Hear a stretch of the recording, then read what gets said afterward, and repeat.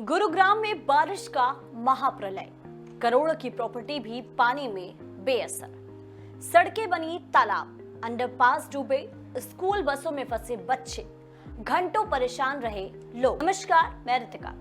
आज हम बात करेंगे देश के सबसे महंगे और आधुनिक शहरों में शुमार गुरुग्राम की, जहां करोड़ों की प्रॉपर्टी, लग्जरी कारें, गगनचुंबी कॉरपोरेट बिल्डिंग्स और हाई फाई लाइफस्टाइल इसकी पहचान है। लेकिन बारिश ने इस चमकदार तस्वीर को पानी में डुबो दिया। सड़कें बनी तालाब, अंडरपास बने जलाशय, घंटों तक ट्रैफिक जाम, स्कूल बसों में फंसे बच्चे, एम्बुलेंस तक प्रभावित। और सवाल ये है कि जिस शहर में करोड़ों रुपए की प्रॉपर्टी बिकती है, वहां कुछ घंटों की तेज बारिश के बाद आखिर सड़कें क्यों डूब जाती हैं? 24 अगस्त की बारिश के बाद गुरुग्राम की जो तस्वीरें सामने आई, उन्होंने एक बार फिर शहर के ड्रेनेज सिस्टम और इंफ्रास्ट्रक्चर पर गंभीर सवाल खड़े कर दिए हैं। और इसी के साथ प्रशासन ने 25 अगस्त को जिले के सरकारी और निजी स्कूलों में क्लास ऑनलाइन कराने का निर्देश दिया है, जबकि कॉरपोरेट और निजी कंपनियों को कर्मचारियों को वर्क फ्रॉम होम की सुविधा देने की सलाह दी गई है। आइए समझते हैं कि आखिर गुरुग्राम में बारिश के बाद हालात इतने खराब क्यों हुए। सबसे पहले बात बारिश की।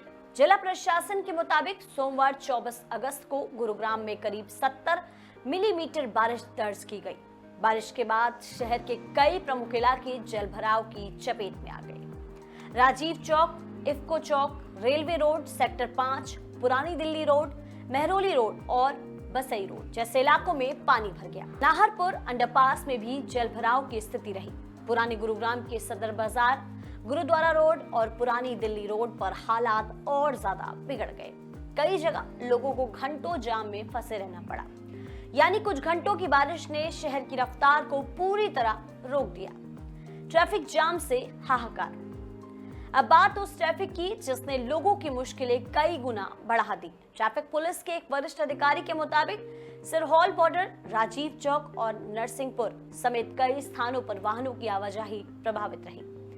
ट्रैफिक पुलिस कर्मियों को मौके पर तैनात किया गया ताकि स्थिति को नियंत्रित किया जा सके। लेकिन सबसे बड़ी परेशानी उन लोगों को हुई जिन्हें जरूरी काम से घर से निकलना पड़ा। साइबर हब के पास गेटवे टावर मेट्रो स्टेशन के सामने एक्सप्रेसवे का एक बड़ा हिस्सा पानी में डूब गया। इसके चलते प्रमुख मार्ग पर वाहनों की रफ्तार थम गई। कई लोगों के लिए कुछ किलोमीटर का सफर घंटों में पूरा हुआ। स्कूल बसों में फंसे बच्चे। बारिश की सबसे चिंताजनक तस्वीरें स्कूल बसों से सामने आई। कई स्कूल बसें जलभराव के बीच फंस गई।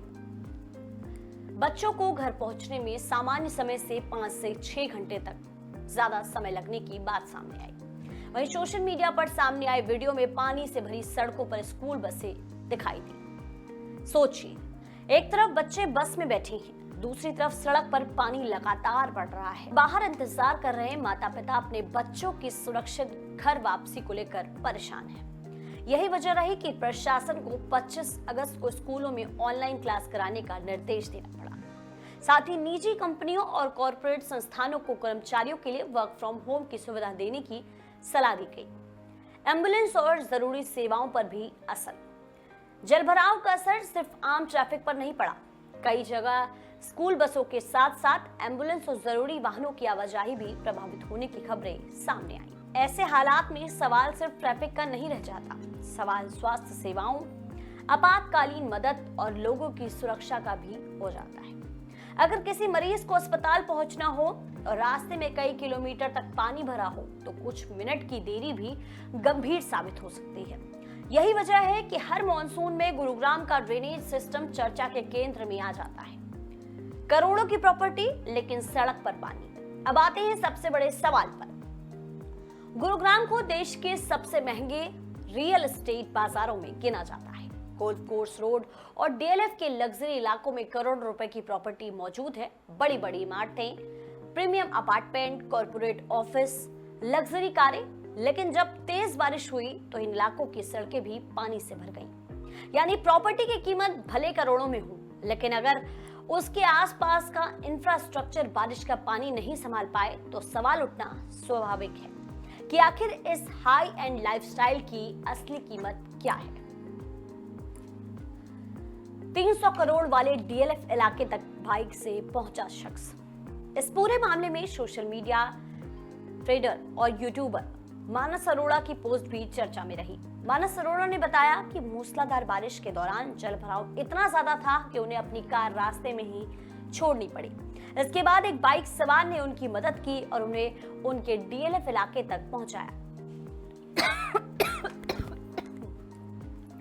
उन्होंने सोशल मीडिया पोस्ट में अपने इलाके को 300 करोड़ रुपए वाले डीएलएफ पड़ोस के तौर पर बताया।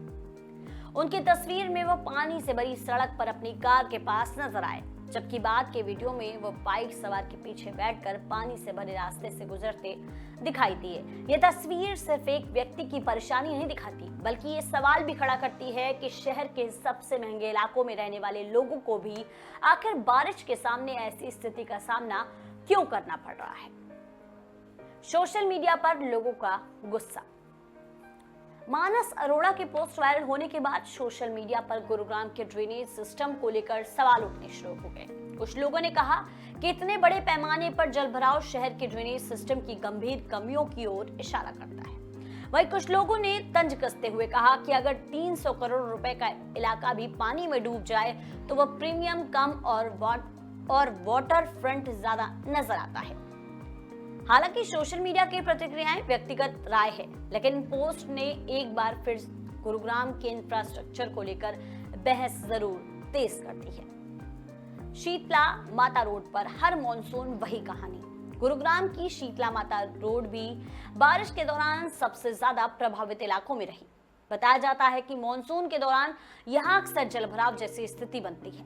बारिश के बीच नगर निगम के अधिकारी मौके पर सक्रिय रहे। नगर निगम कमिश्नर प्रदीप दहिया और अतिरिक्त नगर निगम आयुक्त यश जालुका ने जेएमडीए, एनएचएआई और नगर निगम के अधिकारियों के साथ जलभराव वाले इलाकों का निरीक्षण किया। लेकिन निरीक्षण के बाद बड़ा सवाल यही है, क्या हर बार बारिश के बाद मौके पर पहुंचना समाधान है या फिर मॉनसून से पहले ऐसी व्यवस्था तैयार करनी होगी जिससे पानी जमा ही न हो। इस मॉनसून में तीसरी बार थमी गुरुग्राम की रफ्तार, और ये पहली बात नहीं है जब बारिश ने गुरुग्राम की रफ्तार पर ब्रेक लगाया हो। इस मॉनसून में इससे पहले भी शहर में भारी बारिश के बाद वर्क फ्रॉम होम की एडवाइजरी जारी की जा चुकी है। 9 जुलाई को लगातार बारिश के बाद निजी संस्थानों और कॉर्पोरेट ऑफिसों के लिए वर्क फ्रॉम होम की सलाह दी गई थी। इसके बाद अगस्त के पहले हफ्ते में भी लगातार बारिश के कारण 2 दिन के लिए वर्क फ्रॉम होम एडवाइजरी जारी हुई। उस दौरान 24 घंटे में गुरुग्राम में करीब 56 मिलीमीटर बारिश दर्ज की गई थी और आईएमडी की ओर से ऑरेंज अलर्ट भी जारी किया गया था। यानी सवाल सिर्फ 24 अगस्त की बारिश का नहीं है, सवाल ये है कि हर कुछ हफ्तों में एक जैसी स्थिति बनने के बावजूद स्थायी समाधान क्यों नहीं निकल पा रहा। 1400 करोड़ खर्च के बाद भी सवाल। अब बात उस मुद्दे की जिस पर बारिश के बाद राजनीतिक बयानबाजी भी तेज हो गई है। कांग्रेस के वरिष्ठ नेता रणदीप सिंह सुरजेवाला ने हरियाणा सरकार पर निशाना साधते हुए गुरुग्राम के इंफ्रास्ट्रक्चर पर सवाल उठाए। सुरजेवाला ने दावा किया कि गुरुग्राम पर करीब 1400 करोड़ रुपए खर्च किए जाने के बावजूद शहर बारिश में जलभराव से जूझ रहा है। उन्होंने स्कूल बसों के फंसने, सड़कों पर पानी भरने और प्रशासनिक व्यवस्था को लेकर भी सवाल उठाए। यहाँ ये साफ करना जरूरी है कि 1400 करोड़ और उससे जुड़े आरोप राजनीतिक बयान का हिस्सा है, इसलिए इनके संदर्भ और खर्च के मदों की स्वतंत्र पुष्टि जरूरी है। लेकिन राजनीतिक आरोपों से अलग भी जमीन पर मौजूद तस्वीरें एक बड़ा सवाल जरूर पूछ रही हैं। आखिर गुरुग्राम का ड्रेनेज सिस्टम तेज बारिश के सामने बार बार क्यों फेल होता दिखाई देता है? असली समस्या कहाँ है? गुरुग्राम की कहानी सिर्फ बारिश की नहीं है, ये कहानी है शहरी प्लानिंग, ड्रेनेज, सड़क निर्माण, प्राकृतिक जल निकासी और बढ़ते शहरीकरण के बीच तालमेल की। गुरुग्राम पिछले कुछ दशकों में तेजी से विकसित हुआ। नई सड़कें बनी, हाईवे और एक्सप्रेस वे बने, कॉर्पोरेट हब विकसित हुए, हजारों करोड़ रुपए का रियल एस्टेट बाजार खड़ा हुआ। लेकिन किसी भी शहर की आधुनिकता सिर्फ उसकी ऊंची इमारतों से तय नहीं होती। एक आधुनिक शहर वही है जो बारिश, ट्रैफिक, पानी निकासी और आपातकालीन सेवाओं जैसी बुनियादी चुनौतियों को भी संभाल सके। और गुरुग्राम में बार बार होने वाले जलभराव इसी बुनियादी व्यवस्था पर सवाल खड़ा करता है। आज भी चुनौती बरकरार। 24 अगस्त की बारिश के बाद हालात बिगड़े और 25 अगस्त को स्कूलों को ऑनलाइन करने का फैसला लिया गया। दिल्ली एनसीआर में बारिश का दौर जारी रहने के बीच गुरुग्राम के लिए चुनौती सिर्फ आज की बारिश निकालना नहीं है। असली चुनौती है, क्या अगले भारी बारिश वाले दिन शहर तैयार रहेगा? क्या अंडरपास में पानी भरने से पहले उसकी निकासी की व्यवस्था होगी? क्या स्कूल बसों और एम्बुलेंस के लिए वैकल्पिक रास्ते तैयार होंगे? और सबसे बड़ा सवाल, क्या करोड़ों रुपए की प्रॉपर्टी वाला गुरुग्राम करोड़ों की लागत वाले ऐसे इंफ्रास्ट्रक्चर का निर्माण कर पाएगा जो बारिश के पानी को भी संभाल सके?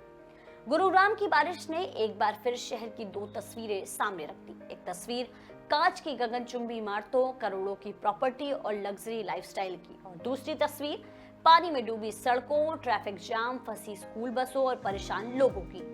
बारिश प्राकृतिक है, लेकिन हर बार बारिश के बाद वही जलभराव और वही जाम अगर दोहराया जाए तो सवाल सिर्फ मौसम पर नहीं, शहर की तैयारी पर भी उठता है। क्या गुरुग्राम का ड्रेनेज सिस्टम शहर की रफ्तार और बढ़ते शहरीकरण के हिसाब से तैयार है? गुरुग्राम में बारिश के बाद हालात ने एक बार फिर कई गंभीर सवाल खड़े किए हैं। सवाल सिर्फ इतना नहीं है कि कितनी बारिश हुई, सवाल ये है कि क्या इतनी बारिश के लिए शहर पहले से तैयार था, और अगर तैयार था तो फिर सड़कें, अंडरपास और प्रमुख रास्ते पानी में क्यों डूब गए? अब सरकार और प्रशासन से जनता के कुछ सीधे सवाल।